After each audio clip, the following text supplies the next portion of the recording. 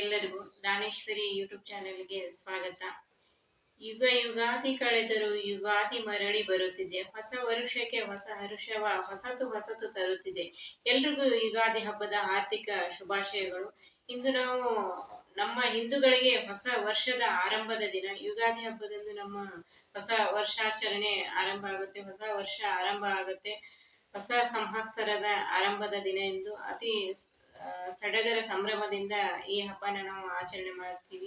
ಬದುಕಲ್ಲಿ ಸಿಹಿ ಕಹಿ ಅನ್ನೋದು ಸಾಮಾನ್ಯವಾಗಿರುತ್ತೆ. ಎಲ್ಲರ ಬಾಳಲ್ಲೂ ಸಿಹಿ ಹೆಚ್ಚಾಗಿರಲಿ, ಕಹಿ ಕಡಿಮೆ ಇರಲಿ ಅಂತ ದೇವರಲ್ಲಿ ಪ್ರಾರ್ಥನೆ ಮಾಡುತ್ತಾ ಇಂದಿನ 12 ರಾಶಿಗಳ ಫಲಾಫಲವನ್ನು ನಮ್ಮ ಗುರುಗಳಾದಂತಹ ಖ್ಯಾತ ಜ್ಯೋತಿಷಿ, ವಾಸ್ತುತಜ್ಞ ಹಾಗೂ ಶ್ರೀ ರೇಣುಕಾ ಯಲ್ಲಮ್ಮ ದೇವಿಯ ಆರಾಧಕರಾದಂತಹ ಶ್ರೀಯುತ ಅರ್ಜುನ್ ರಾವ್ ಗುರುಜಿ ಅವರಿಂದ ಇಂದಿನ ರಾಶಿ ಭವಿಷ್ಯನ ತಿಳ್ಕೊಳ್ಳೋಣ ಬನ್ನಿ. ಬಂಧುಗಳೇ, ಸಮಸ್ತ ನಾಡಿನ ಜನತೆಗೆ ಉಗಾದಿಯ ಹಬ್ಬದ ಶುಭಾಶಯಗಳು. ಹೊಸ ಸಂವತ್ಸರ, ಹೊಸ ವರ್ಷ. ಹಿಂದೂಗಳಿಗೆ ಸನಾತನ ಧರ್ಮದ ಒಂದು ಆಧಾರದ ಮೇಲೆ ಹೇಳೋದಾದರೆ ಈ ದಿನ ನಮ್ಮ ಹಿಂದೂಗಳ ಸನಾತನ ಧರ್ಮದ ಒಂದು ಆಚರಣೆಯ ಹಬ್ಬ ಅಂತ ಹೇಳಿದ್ರೆ ಹೊಸ ವರ್ಷ, ಹೊಸ ಚೈತ್ರ, ಹೊಸ ಮಾಸ ಎಲ್ಲವೂ ಈ ದಿನ ತುಂಬ ವಿಶೇಷವಾಗಿರ್ತಕ್ಕಂಥದ್ದು ಹಿಂದೂಗಳಿಗೆ.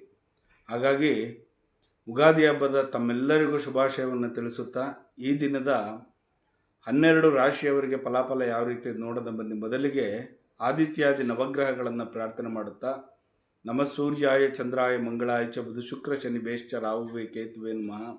ಗುರು ಬ್ರಹ್ಮ ಗುರು ವಿಷ್ಣು ಗುರುದೇವೋ ಮಹೇಶ್ವರ ಗುರು ಸಾಕ್ಷಾತ್ ಪರಬ್ರಹ್ಮ ತಸ್ಮೈ ಶ್ರೀ ಗುರುವೇ ನಮಃ. ಗುರುವೇ ಸರ್ವಲೋಕಾನಾಂ ಬಿಜಸೇ ಭೌರೋಗಿಣಾಂ ಹೃದಯೇ ಸರ್ವವಿದ್ಯಾನಾಂ ಶ್ರೀ ದಕ್ಷಿಣಾಮೂರ್ತಯೇ ನಮೋ ನಮಃ. ಬಂಧುಗಳೇ, ಈ ದಿನ 12 ರಾಶಿಯವರಿಗೆ ಫಲಾಫಲ ಯಾವ ರೀತಿ ನೋಡೋಣ ಬನ್ನಿ. ಮೊದಲಿಗೆ ಮೇಷರಾಶಿಯವರಿಗೆ ಪ್ರಯಾಣದ ದಿನ. ಈ ದಿನ ದೂರ ಪ್ರಯಾಣ ಮಾಡ್ತಕ್ಕಂಥದ್ದು, ಭಕ್ತಿ ಕ್ಷೇತ್ರಗಳಿಗೆ ಹೋಗ್ತಕ್ಕಂಥದ್ದು, ಪುಣ್ಯಕ್ಷೇತ್ರಗಳಿಗೆ ದರ್ಶನ ಮಾಡ್ತಕ್ಕಂಥದ್ದು.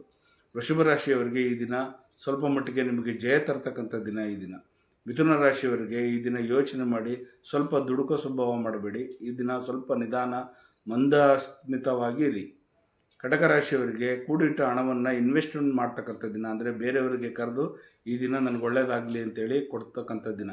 ಸಿಂಹ ರಾಶಿಯವರಿಗೆ ಬೇರೆಯವರಿಗೆ ಸಹಾಯಸ್ತವನ್ನು ಮಾಡಲಿದ್ದೀರಿ ನೀವು.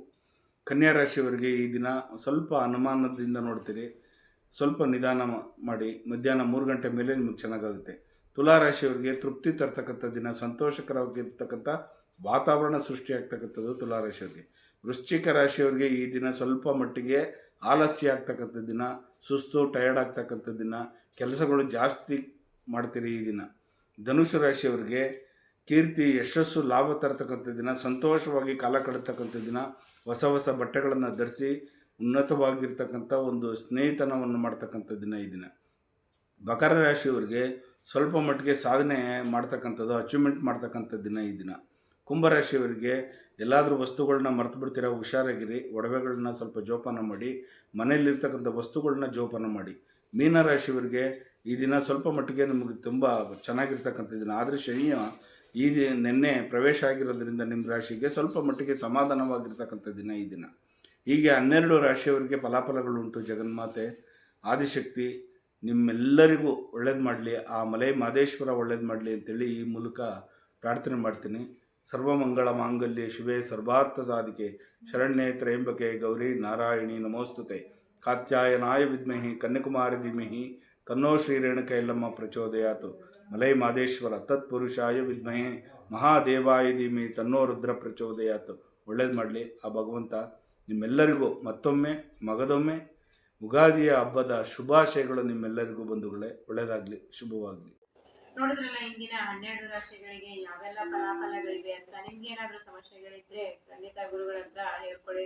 ಸ್ಕ್ರೀನ್ ಮೇಲೆ ಬರ್ತಾ ಇರುವಂತ ನಂಬರ್ಗೆ ಕರೆ ಮಾಡಿ ನಿಮ್ಮ ಸಮಸ್ಯೆಗಳನ್ನ ಗುರುಗಳ ಹತ್ರ ಹೇಳ್ಕೊಳ್ಳಿ. ಖಂಡಿತ ಗುರುಗಳು ಅದಕ್ಕೆ ಪರಿಹಾರವನ್ನ ಸೂಚಿಸ್ತಾರೆ. ಈ ಯುಗಾದಿ ಹಬ್ಬವು ಎಲ್ಲರ ಬದುಕಲ್ಲಿ ಹರ್ಷವನ್ನ ತರಲಿ ಅಂತ ಹೇಳ್ತಾ ಎಲ್ರಿಗೂ ಧನ್ಯವಾದ.